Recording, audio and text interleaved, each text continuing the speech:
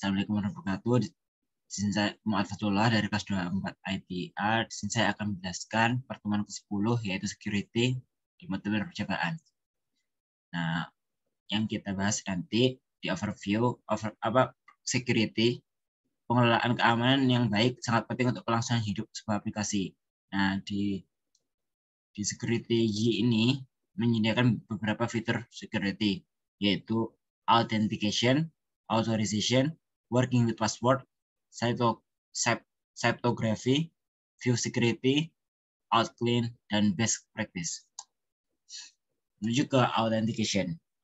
Authentication adalah proses untuk memastikan bahwa user yang login memang benar dirinya sendiri. Authentication biasanya dilakukan dengan menggunakan kombinasi username atau email dan password. Nah, pada Y Advanced, di template Advanced secara default telah disertakan proses authentication untuk user login. Nah, sedangkan pada template authentication hanya dilakukan menggunakan username dan password yang di hardcore pada model user. Jadi di kode kasarnya di model user. Nah, proses authentication. Pada Y Advanced Template, proses authentication melibatkan hal penting, mengatur komponen user pada application configuration, dan membuat menggunakan kelas user yang mengimplementasikan interface. Y Identification Interface. Nah, ini.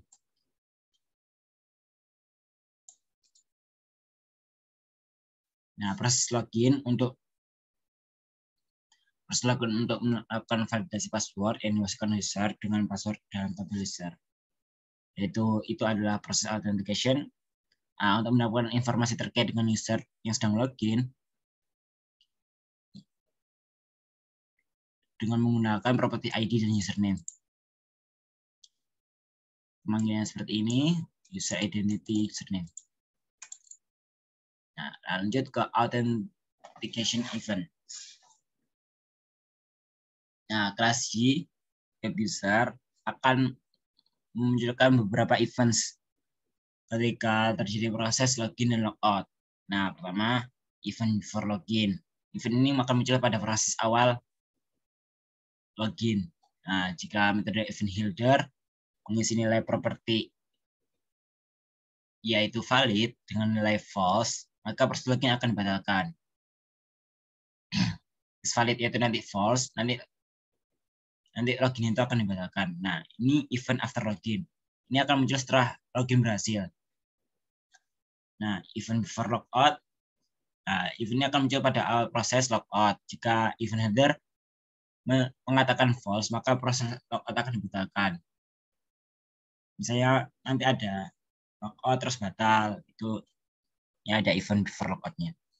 Nah, lanjut ke event after logout. Ini akan muncul ketika logout berhasil. Proses logout berhasil. Nah, jika Anda ingin melakukan audit pengumpulan data statistik untuk setiap user yang login, Anda dapat melakukan event header, event after login, dan meletakkan proses pencatatan waktu login, alamat IP, dan lain-lain di dalamnya di event tersebut. Lanjut, setelah authentication, kita ke authorization. Nah, authorization merupakan proses untuk memverifikasi apakah seorang user berhak untuk melakukan sesuatu atau tidak. Nah, pada authorization melibatkan Y define ini akan melibatkan dua komponen, yaitu access control filter dan role based access control RBAC. Nah, kedua komponen di atas dapat berdiri sendiri dan juga bisa digabungkan untuk mendapatkan kemampuan yang lebih lengkap. Untuk access control filter, untuk komponen pertama yaitu access control filter. SCF merupakan metode sederhana yang merupakan metode sederhana untuk proses authorization yang diimplementasikan sebagai access control, Y filter access control. Access control filter ini biasa digunakan pada controller untuk melakukan akses terhadap action root yang ada di dalamnya.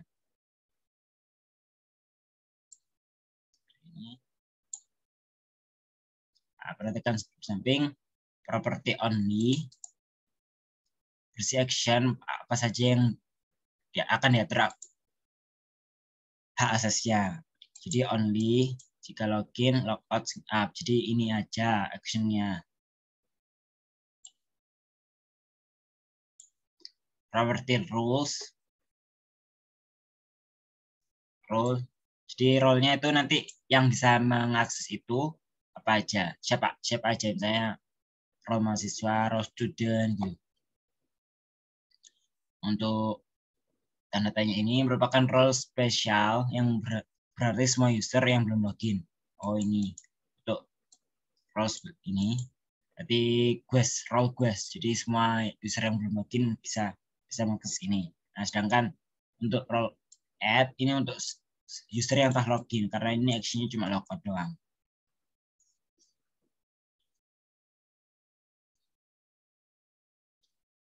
Lanjut ke komponen kedua, RBAC, yaitu Role Based Access Control. Dapat digunakan untuk pengelolaan hak akses secara lebih komprehensif. I2 mengimplementasikan RBAC melalui komponen dari aplikasi yang bernama Auth Manager. Nah, untuk menggunakan Role Based Access Control ini, ada dua hal yang perlu dilakukan. Yang pertama, membangun data authorization untuk RBAC. Menggunakan RBAC untuk melakukan pengecekan hak akses dapat dilakukan di model view maupun controller. Berikut adalah konsep dasar RBAC. Nah, komponen utama dari RBAC ada 3, yaitu role, permission, dan rule.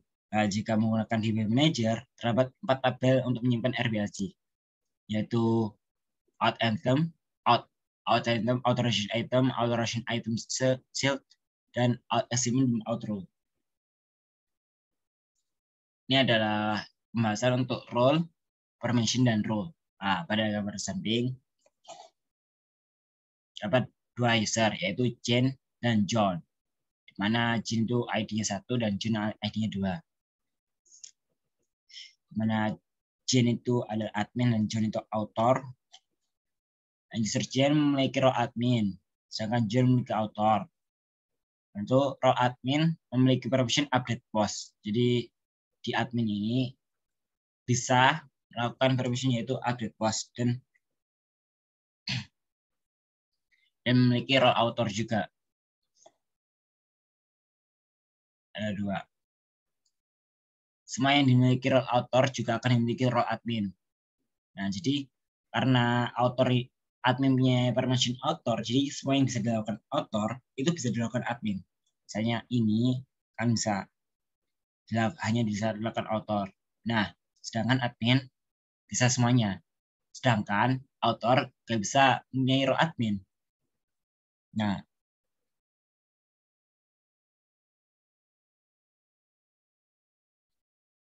lanjut dengan bekerja dengan password.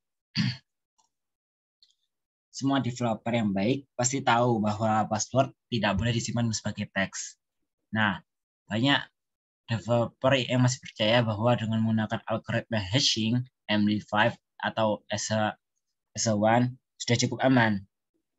Namun dengan teknologi terbaru, password yang disimpan menggunakan algoritma ada kemungkinannya dapat diketahui brute force attack-nya. Cara ini juga dapat didukung dengan adanya kamus data yang sangat besar yang menyimpan password MD5. Untuk meningkatkan keamanan, terdapat algoritma hashing lebih kuat, yaitu BCRYPT script.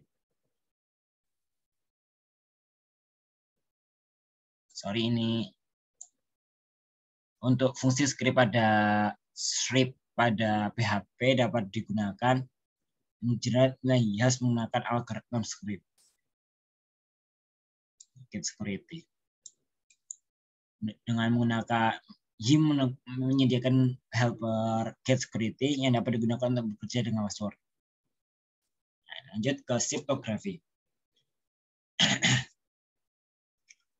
Mengenerate data random. Cryptography akan mengenerate data random, mengenkripsi dan deskripsi, mengkonfirmasi integritas data. Untuk password via email biasanya digunakan token yang disimpan dalam database juga dikirimkan ke user. Untuk inskripsi dan deskripsi, jika Anda ingin menyimpan data secara aman, sehingga orang yang dapat membuka database tetap tidak membacanya, data tersebut perlu diinskripsi sebelum disimpan.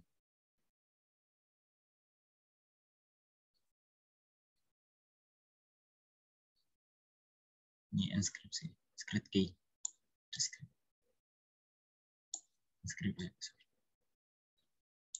Lalu, pada kondisi tertentu, ada kemungkinan Anda ingin memverifikasi sebuah data, telah diubah oleh pihak atau tidak. Lanjut ke best practice. Ini halaman terakhirnya. Best practice-nya nanti kita bisa basic principle, avoiding SQL injection, avoiding XS, lalu yang lain ini. Avoiding avoiding file exposure, avoiding debug, using secure connection, secure server configuration. Ini untuk praktis-praktisnya. Ya mungkin sekian itu aja. Untuk terakhir tadi kriptografi. Sekian dari saya. Wassalamualaikum warahmatullahi wabarakatuh.